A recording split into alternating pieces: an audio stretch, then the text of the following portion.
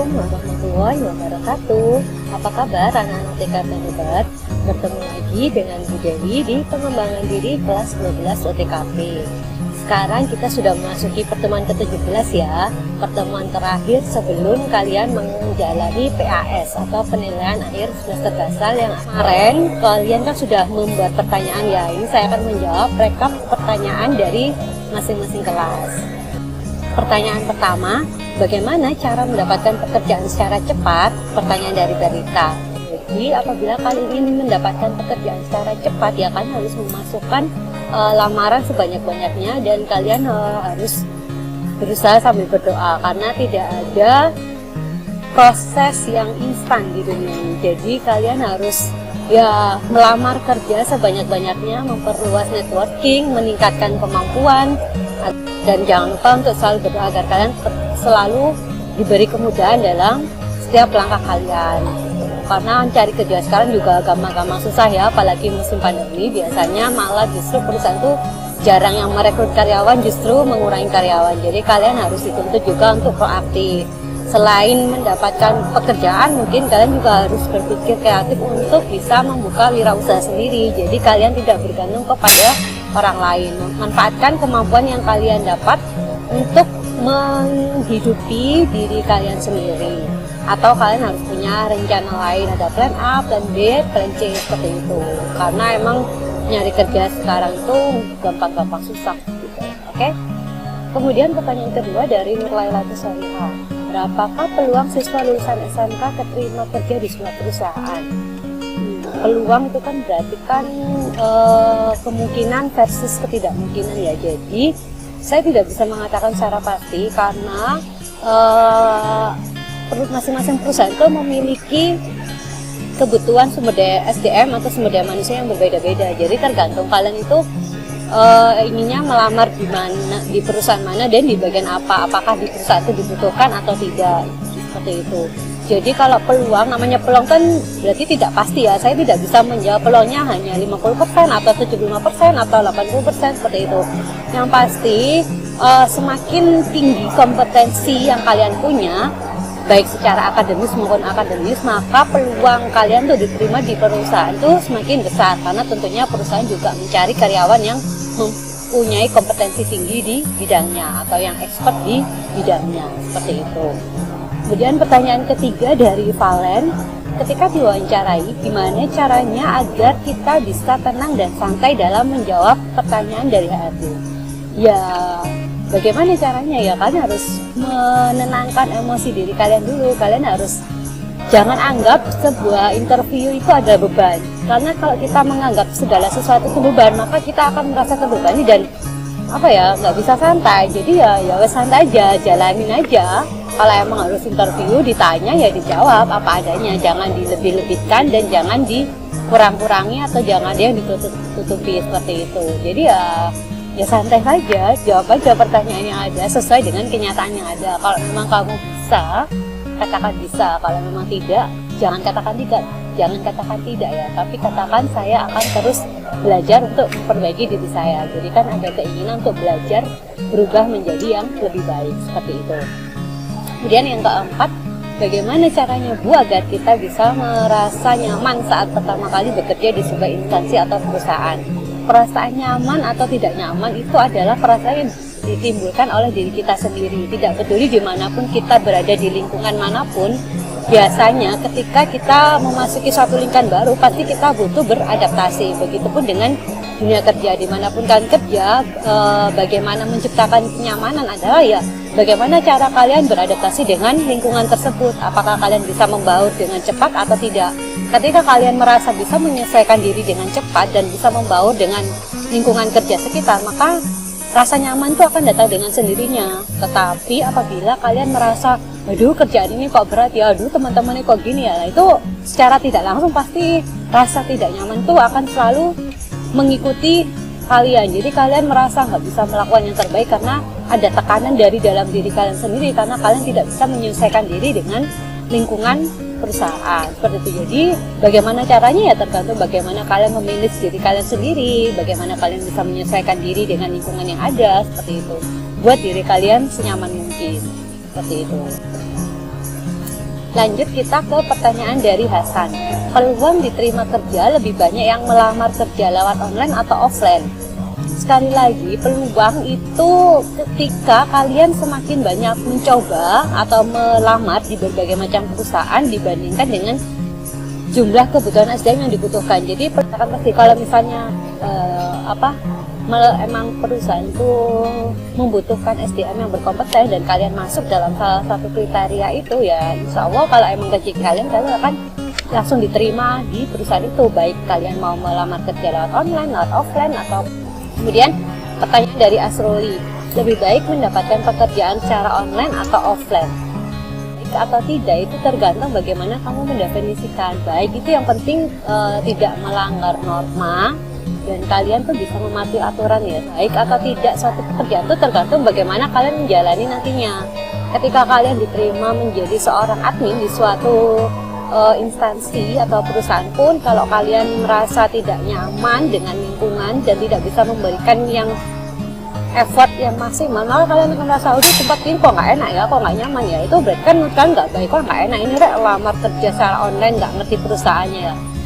Jadi ya kalian sebelum melamar ke suatu perusahaan atau instansi, kalian harus mengetahui dulu bagaimana perusahaan itu. Kalau emang kalian merasa nyaman ya sudah lanjutkan, tapi kalau enggak ya kalau kalian masih ingin bertahan, bagaimana caranya kalian membuat diri kalian nyaman di situ, seperti itu. Tapi kalau emang kalian sudah mentok ini kayaknya bukan, ya sudah resign aja.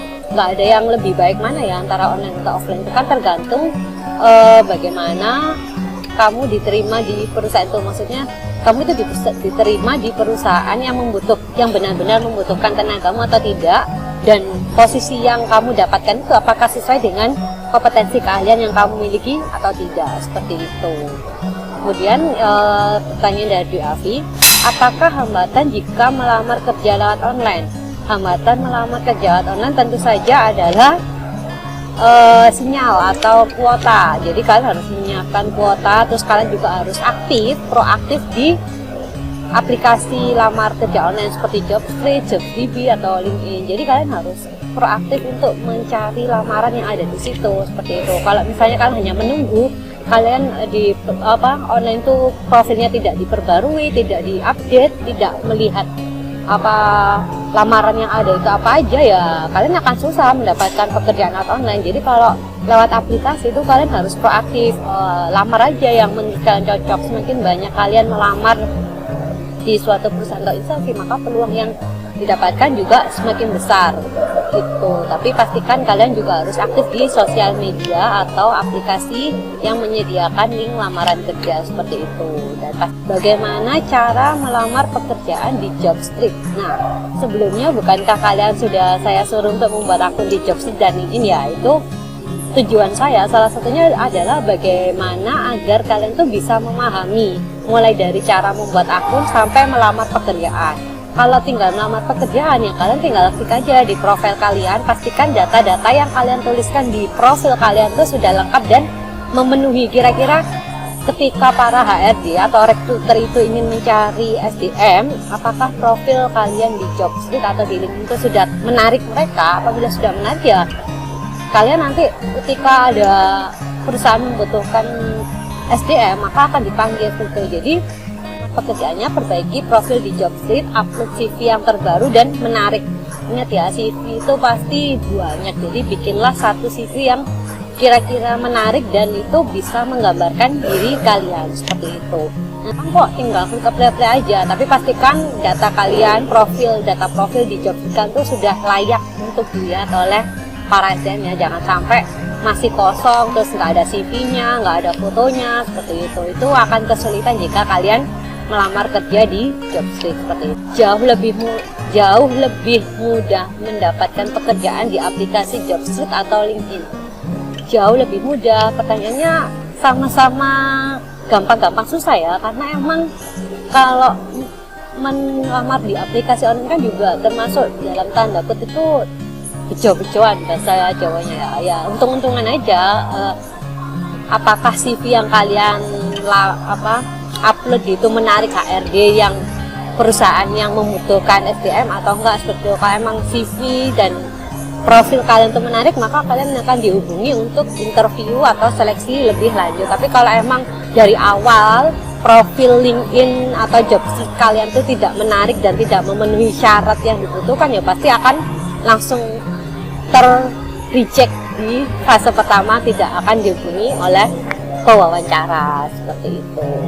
Ini ada pesan ya, ketika kalian memasuki dunia kerja, camkan kalian untuk memiliki 3 hal ini: ability atau kemampuan, attitude atau perilaku, dan networking atau jaringan.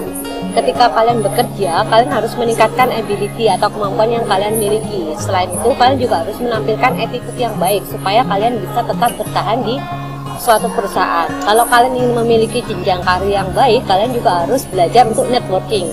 Networking akan kalian dapatkan ketika kalian sudah memperbaiki kemampuan dan perilaku kalian. Jadi kalian bisa menjalin relasi dengan lebih banyak orang. Ingat, cari kerja yang sekarang, kalau kalian punya networking di suatu perusahaan, itu pasti akan lebih mudah untuk masuk daripada kalian yang tidak mempunyai relasi sama sekali. Itu saya mau cerita sedikit ya, saya mendapatkan pekerjaan pertama saya itu juga dari kenalan. Kalau misalnya nggak ada teman saya yang duluan masuk di kantor tersebut, itu mungkin saya juga tidak akan direkomendasikan. Kebetulan teman saya itu masuk di suatu konsultan SDM terkemuka di Surabaya, dan saya itu lulus bareng-bareng sama dia, sama-sama lulus 3,5 tahun, dan saya direkomendasikan oleh dia untuk melamar di perusahaan itu. Sebelumnya tentu dia sudah mengetahui bagaimana sifat dan karakteristik saya seperti itu. Jadi karena referensi dia dan saya di interview dan akhirnya cocok, saya mendapatkan pekerjaan pertama itu. Kemudian untuk pekerjaan kedua, saya itu mendapatkan dari Jobstreet. Jadi kalau kalian tadi bertanya, gampang mana Bu untuk di Jobstreet atau LinkedIn, itu nggak ada yang gampang, itu ya bejo-bejoan kalian. Mungkin waktu itu karena keberuntungan saya mendapatkan undangan interview seleksi kerja itu dari Jobstreet, dan itu dihubungi langsung oleh salah satu perusahaan besar di Jakarta. Akhirnya saya datang ke Jakarta, dan alhamdulillah mungkin ya Allah sudah memberikan kemudahan dan menjawab doa saya. Akhirnya saya bisa bekerja jadi HRD di salah satu perusahaan ternama di Jakarta di bagian head office atau kantor pusat yang membawai berbagai macam kantor cabang seperti itu. Itu yang kedua saya dapat dari Jobstreet ya.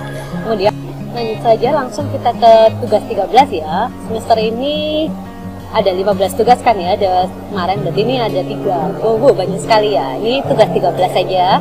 Setelah menyimak video ini, silahkan kalian mengerjakan latihan soal di Quizizz yang linknya sudah dibagikan di Google Classroom pengembangan diri kelas 12 OTKP untuk menilai pemahaman kalian tentang jawaban yang sudah saya jabarkan dari pertanyaan kalian ini.